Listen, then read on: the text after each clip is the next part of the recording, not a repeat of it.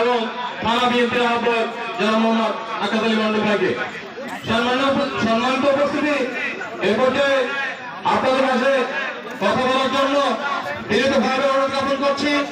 আজকের অনুষ্ঠানের মধ্যমণি প্রতিদল ধানঘাটে মাটি মানুষের নেতা, বারবার নির্বাচিত সাংসদ, রাস্তা থেকে গড়ে ওঠা নেতৃত্ব, সংগ্রামের মধ্য দিয়ে গড়ে ওঠা নেতৃত্ব, বরিষ্ঠ কণ্ঠস্বর, সময়ের শেষ সন্তান জনাব মোহাম্মদ শফিউজ্জামান খান জয় ভাই, সাবেক সভাপতি নওগাঁ বিএনপি ও কৃষি বিষয় সম্পাদক বাংলাদেশ জাতীয়তাবাদী দল কেন্দ্রীয় কমিটি, ওনাকে ওনার মূল্যবান বক্তব্য প্রদানের জন্য বিনীতভাবে অনুরোধ জ্ঞাপন করছি।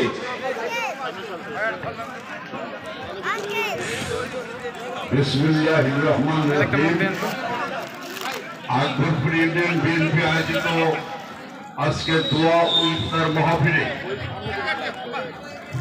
দেশ নেত্রী বেগম খালেদা জিয়া, জনাব তারেক রহমান, জনাব আরাফাত রহমান কুকু ও শহীদ রাষ্ট্রপতি আরাফাত রহমান কুকু ও শহীদ রাষ্ট্রপতি আত্মার মাগফিরাত কামনা, তারেক রহমানের স্বদেশ প্রত্যাবর্তন, সুস্থ দেহে দেশ নেত্রী বেগম খালেদা জিয়ার সুস্থ রোগমুক্তি উপলক্ষে এই আজকের ইফতার ও দোয়া মাহফিলে উপস্থিত সম্মানিত সভাপতি, উপস্থিত আপনাদের সাবেক প্রিয় নেতৃত্ব, বর্তমান আহ্বায়ক কমিটির আহ্বায়ক আকাশ আলী, উপস্থিত নজরুল ইসলাম চেয়ারম্যান আব্দুল্লাহ ফারুক, রমজান আলী সহ আমন্ত্রিত নেতৃবৃন্দ এবং আমার প্রাণপ্রিয় আকবরপুরবাসী, আসসালামু আলাইকুম ওয়া রাহমাতুল্লাহি ওয়া বারাকাতুহু।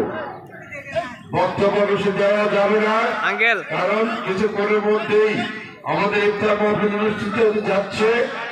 তার আগে সামান্য কিছু কথা দোয়ার পূর্বে একটু বলে রাখতেছি। আমরা এই ইফতার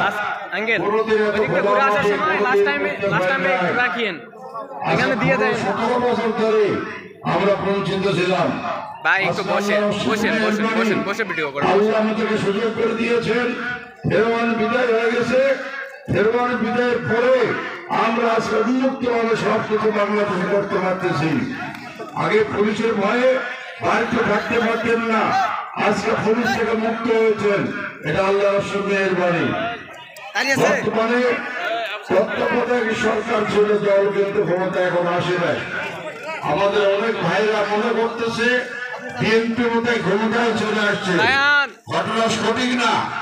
একটা নির্বাচন হবে, নির্বাচন হওয়ার পর বিএনপি আসবে ইনশাআল্লাহ, আপনাদের সবাইকে সহযোগিতা মতো হয়।